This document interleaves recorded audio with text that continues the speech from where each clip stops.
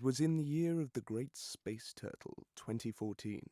During excavations in the roof of my family home, the diggers discovered 5 artifacts thought, till that day, lost to antiquity.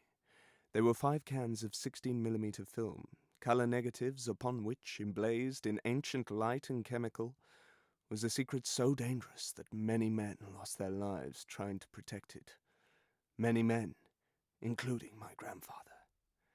You see, it was my grandfather who had discovered this deadly secret back in the mid-70s, and it was he that orchestrated the making of this film. A film that will change everything you thought you knew about your so-called beloved reality. Roll the film. It starts off with nondescript shots of the British countryside. Nothing special there, I hear you cry. Wrong! My grandfather hated the countryside, so what was he doing filming it? It was at that point that I thought back to the occasion of my grandfather's death. I had been 18 or 19, young, naive, and accepted the news blindly. Grandfathers don't just die. They disappear because they know too much. How could I have been so blind? Suddenly everything started to make sense. The countryside, the film, the excavation of my loft, the dreams I've been having. Grandad wanted me to find the film. I sat back in shock and polished off a bottle of ginger wine. Was my grandfather trying to contact me from beyond the grave? Was he even my grandfather? Could that not just be a code name? In a state of frenzy, I called my father and told him what I had discovered. He asked me if I'd been drinking and told me to stop wasting his time and my own. Someone must have got to him. I realized I could trust no one. The only thing to do was to travel back in time to 1975 and find out the answers for myself. I promptly went to my witch doctor cum dealer, Trevor, and bought some antique acid tabs from 74 and woke up almost half a century ago. Shaving off my beard and trimming my hair somewhat so as to fit in, I immediately started investigating my grandfather's film. Unusually, the acid worked in such a way that the colours had little continuity, but I thought, creepy baby, I can dig this. By a stroke of luck, I had arrived on Salisbury Plain the day my grandfather and his crew were filming Stonehenge, and I took great care to inspect everything they did. Of course, as everybody knows, these ancient rocks were put here by aliens. But what if there was something more sinister? What if these rocks had actually been pushed through the earth by forces so dastardly and complex we humans could not imagine them? That is, until now.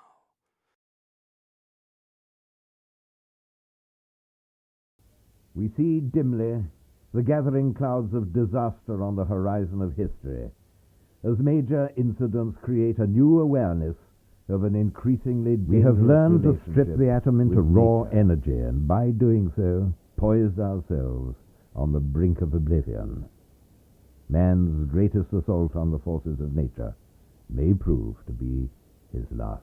Coincidence? Think again. We've always known of man's insatiable greed for oil, of how the Greeks liked to look at it and throw rocks in it. But what if there was something more worse? What if instead of oil they were looking for a power hidden under the earth that could wreak more havoc than 2 big guns? I'm talking, of course, about dark matter. Nobody knows anything about dark matter. If you ask an expert about it, he'll pretend he hasn't heard you, and will change the subject because he's scared. The Wikipedia page for it says it's just a story, and politicians will laugh it off the second it's mentioned. But it is real, very real, and I've seen it! Nazi scientists discovered it in World War II, but the Russians had known about it since the fall of the Tsar, and the Chinese had known about it for centuries, and the Welsh have always known about it. But of course, nobody knows anything. The truth is that dark matter travels along lines in the earth known by the layman as ley lines. They might as well be called lie lines. The ancients, in time long agone, used to battle with the dark matter and finally imprisoned it in the earth around various historic sites, such as Stonehenge, Avebury Circle, and more recently, the Millennium Dome. Back to 1975, I had to somehow warn my grandfather that he was not safe. One of, if not all of his crew were untrustworthy. There was one who appears time and time again in the footage carrying some strange tool. No doubt some futuristic New World Order standard issue soul-capturing device. Who was he? What did he want? Why had I run out of booze? I nipped to the nearest shop, over 3 miles away in those days, in Hooton Fitzpale, and bought a jug of West Country cider, just the stuff. When I returned, they moved on to Glastonbury Abbey, and more suddenly became clear to me. This went far deeper than I thought. Glastonbury Abbey was destroyed in the 1600s. The film was on 16mm. The abbey had been owned by members of the Knights Templar, that ancient order who were ordered. Had they been privy to the ideas of this secret? Had they kept the secret knowledge of dark matter a secret, handing it down through oral tradition from father to son till Nixon or Reagan or Cameron or the New World Order had come back to the past on a vintage acid trip to sabotage them? Of course they fucking had! It was at this point that I started to panic. My trip got carried away a bit. The hallucinogenic trip is a detonation in the secret chambers of the brain, balancing the raw energies of life and perception. We see it as a dream of transcendental beauty, or it is reduced by our fears into the stuff from which nightmares are made. As the mystery of man's nature unfolds itself, we pass through doors of perception into a new and unexplored mansion of uncertainty. We lock out ugliness, only to create new prisons of fashion, style, and dogma.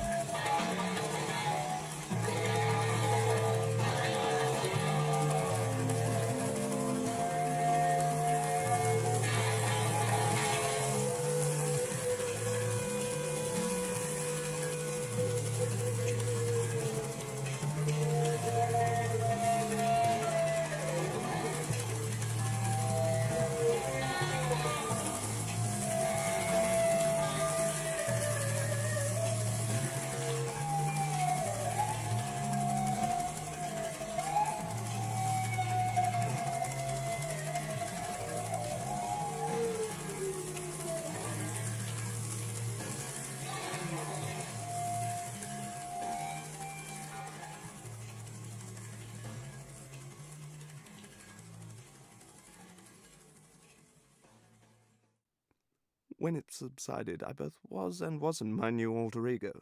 Just like in a dream, at points I could control his actions. At points it was like he had a mind of his own. I would lose control and find him just staring at shit for minutes on end. Such is the downfall of LSD past its sell-by date. I finally ended up in a poky little roadside museum. There were bowls of all shapes and sizes, and I even discovered that somebody had murdered a child and just left him in a hole in the middle of the museum. Whoever these bastards were, they weren't afraid of leaving a trail of horror and destruction behind them. Then it struck me, like a 2-foot telescope hanging from my captain's wrist. I cast my mind back. I had seen this poor child somewhere before, and he looked different. He'd been amongst a series of photos of exceptional curios that one of the crew had shown me when they were getting high between takes. He had been the beaming thalidomide baby in the photo, no doubt enlisted by the forces of darkness to try and handle the deadly dark matter. The bastards! The kid couldn't have been more than 4. It was at this point that I swore to myself that I would get to the bottom of this mess if it killed me. The products of folly and arrogance can produce another kind of dream, the nightmare. The gentle and the thoughtful too easily turn into the outrageous and the bizarre. When I returned, I arrived slap bang mid-scene. It appeared that in my absence my alter ego had stayed on and become a lead in the film. Mole had given them an in to the most sophisticated computer system in Britain, and they were using it to find out all about the US and UK space aspirations. Needless to say that back then they knew next to nothing about the truth behind extraterrestrial life. That is to say, how 40 million years ago humans were granted sentience by 2 astral races, the Atlantans and the Quetzals, the latter of whom still reside deep, deep under the Earth's crust, trying to extract the raw, dark matter which is produced in abundance down there for themselves. The crew seemed oblivious to this. All save one seemed complacent. Grandfather, nervously sipping his way through a glass of scotch. Of course, the festivities couldn't last, and before long we were back in the field examining the ancient rocks of megaliths. It was at this point that I remembered what the old gypsy woman said to my mother upon the occasion of my birth. Rocks are funny things. Of course, what she meant was that rocks arranged in a circle-esque structure are, of course, portals to the deep, lingering subconscious, the only known weapon to be found in the battle against the rigours of dark matter. Of course! Of course the gypsies would have known, gypsies being the last remaining descendants of the Atlantans, the bred with humans. Everything was starting to fall into place. The stones weren't alien, or the even more spurious and laughable suggestion put forward by pseudo-scientists and New Age skeptics that megaliths were made by ancient humans. The very idea. Did these mighty works really come from the hands of a semi-barbaric tribe of nomads who had not even invented the wheel? Archaeologists insist that they did. Real mystery stares us in the face, and we are reluctant to look for the real answers. For just suppose if we do look, we find that the beings who built these works were greater than man himself. They were indeed portals for dormant dragons lying in a state of homeostasis for millennia, waiting for the call to rise up and fight the evils of dark matter, which threatened to enslave the world. The Chinese, of course, have known about this for years, but not as long as the Welsh, who have an old proverb. The man that doubts the existence of dragons needs to take a good hard look at a rock sometime. I had to share this information with somebody. But whom? My grandfather didn't recognize me, and no wonder. I wasn't even born yet. Can you imagine some effeminate young hippie coming up to you and saying you're their granddad, when your eldest daughter is barely 18? The very idea. No, I needed someone I could trust, and having taken the largest dose of old hallucinogens yet, I was still stuck in 1975. There was only one person I knew who would take me seriously, an old friend from the academy who had passed away a few years before I left the present, a certain Clément Dubois, a university lecturer in spurious history, curator of the British Museum, and a raging homosexual with a penchant for Ruby Port, which was good because I'd been dry for 2 weeks and was gagging for a glug. In the end, he declined to be filmed for fear of his life, and unsurprising, as he was already under investigation for being caught in a compromising position with a particularly muscle-bound depiction of Hercules after closing time. He did, however, lower his guard enough to inform me that the man I needed to meet was a certain Mr. Aubrey Salis of the Institute of Paranormal Research in Bloomsbury. I called Mr. Salis from a phone booth outside the museum and arranged to meet outside a bookshop that very day. He never showed, and I read his obituary in the paper. In the following week, 49 years and 2 weeks later, it appears my adversaries got to him first. Power stations! My next clue came a few days later in the form of the chimneys of the power stations of that heady landscape that would before long become the fodder of Thatcherism. Power stations produce energy. Energy comes from the sun. The sun is a giant ball of fire. Fire is what dragons eat. The power plants were in fact being utilized to condense dark matter into energy to prepare for the forthcoming Armageddon. Power stations were also undoubtedly where the chemicals that created thalidomide had come from. No doubt a dastardly plot to dissuade middle-class mothers from taking birth control so that future generations would teem in uncontrollable numbers, thus leading to the grounds of the mass genocide. Obvious when you think about it. It was at this point that I received a cryptic correspondence from my close friend and publisher Arthur Dahl saying, "Stop digging." Of course, at this point I had been undertaking the re-landscaping of my parents' garden, and my first thought was that he was offering me friendly advice on the construction and positioning of their rockery. But that evening, over a bottle of Chateauneuf de Pape, I realized he was trying to warn me against my further investigation. Red rag to a bull, I'm afraid. It only caused me to redouble my efforts to get to the bottom of this intriguing conundrum. I return to 1975 and find a rift developing in the group. One of the crew, a certain Nigel Christian Bankford, has, perhaps drawing on the tide of the times, committed an act of paedophilia against a young boy. The grievous crimes of this force of darkness will not go unpunished as long as I draw breath. And so I rejoin my grandfather in his expose of all things perfumed and poisonous. An endless scream of pain and horror echoes round the globe while the individual looks on and seems quite helpless. It seems that the paedophile has caused a severe drop in morale. No doubt he was an agent of the establishment sent to derail the progress of the film. It is truly horrendous, the levels that the New World Order will sink to. The crew go on and film the shell grotto in Margate. Any pseudoscientist will tell you that it is only a couple of 100 years old. 100 years, my foot! The truth is that it was built by the Phoenicians of Phoenicia, another race descended from the Atlantans who traveled the world building temples and portals that drew energy from dark matter. These spaces have an unusually high magnetism and electrical charge, but still, experts of the powers that be says it is just a coincidence. Coincidence, my dog!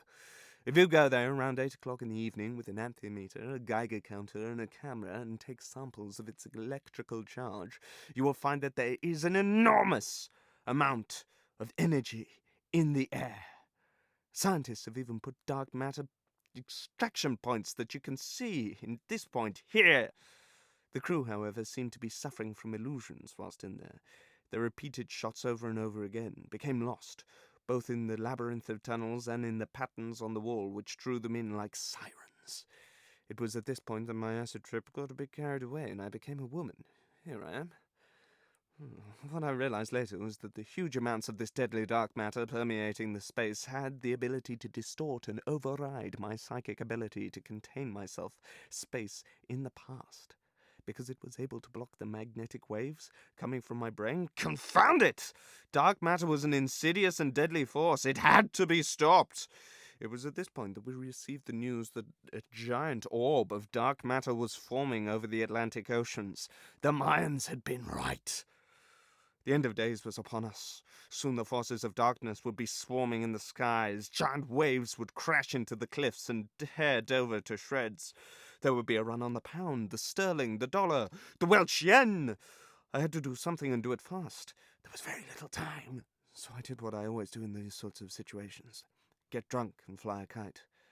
Flying a kite relaxed me no end, and I started to hash out a strategy. Rocks are shapes. Shapes have lines. Lines cross the planet, carrying subtle energy, as everybody knows. We had to wake the dragon. Out a strategy. Gnarled rocks. Dark matter spurting like lava.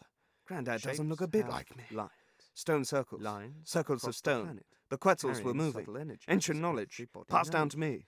Last hope. The academy. Power stations. The Bermuda Triangle. Meeting my grandmother. Lava. Whiskey breakfast. Grandad doesn't look a faded grain and 40-year-old film. Circles. My father crying. Circles of stone. George Bush turns too. The collapse of history. Freemasons in the Vatican, in Parliament, in Congress, in the Pentagon, in the White House, in the water supply. Coincidence? Impossible. Meeting my grandmother. Hollow moon. Whiskey breakfast. Hollow laugh. Call me insiders at the British Museum. Can't trust anyone. Even the music's listening to me. Pseudoscience. The collapse of history. Dark matter portals in all our heads. In Parliament. In Congress. Throw my typewriter out the upstairs window at 24 in the water supply. Per second. Coincidence? Information speeding up. The sun is collapsing. Hollow laugh. Call me insiders at the British Museum. Cameron. Can't trust Obama. David Icke, listening to me. Ozone dissolving. Nuclear weapons eaten up by giant thalidomide babies made of dark matter. They become stronger than ever. Someone steals the film's equipment. The stolen reels mysteriously are returned. Speeding up. Grandma fancies the sun is collapsing. Job. My, she's a sharp grandmother. Have nice eyes. Handsome too. I receive a letter anonymously. It says, keep digging. Obviously a red herring. Dark matter now bubbling out of people's taps. My grandmother has nice eyes. I'm out of scotch. The dragons are stirring. I'm lost in the shell grotto. Gonna need some guns, kid. The Mexicali brass. And a giant glass of Chianti. Granddad dies. As the thalidomide babies get closer, pedophiles controlling them like marionettes. Fissures appear in the zones. Dark matter now bubbling out of Savageries watch the heavens for news of alien attacks. I discovered the wrong film. No time. The computers calculate. Alien attacks. I discovered the wrong film. Some guns, kid. No time. Seconds to impact. The great orb hangs in the sky. 60mm memories. The film had to be stopped. Grandma throws her head back as she laughs. Another swig and I'm drunken Oedipal frenzy. And I'm in a drunken Oedipal frenzy. I discovered the wrong film. Back out. Dark matter. Matter-of-fact tone. No time, says. The computers calculate the seconds to impact.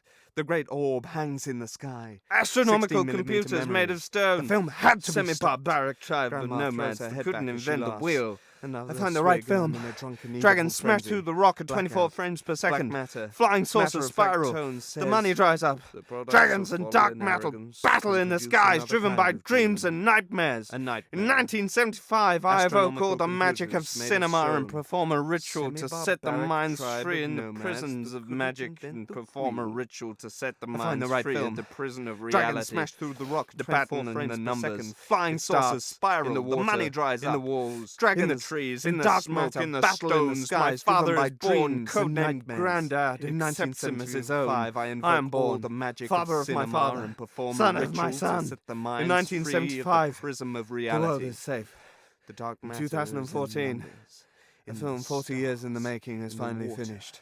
in the walls, That is until my in the true father trees, comes in the back in smoke, time in from the the future stones. to make sure that I make this film. My father is born. Fade Codenamed out. Grandad accepts him as Fade his in. own. Fade I am out. born. Father of my father, son of my son. In 1975, the world is safe.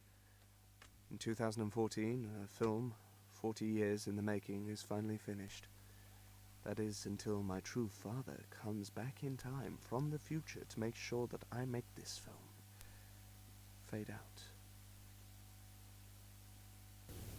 A pillar of timeless stone becomes a pillar of flame that takes a dream beyond the boundaries of the earth itself, and with the thunder of his ambitions we can also hear the rising voice of inquisitive man asking questions that lead to yet deeper and greater mysteries.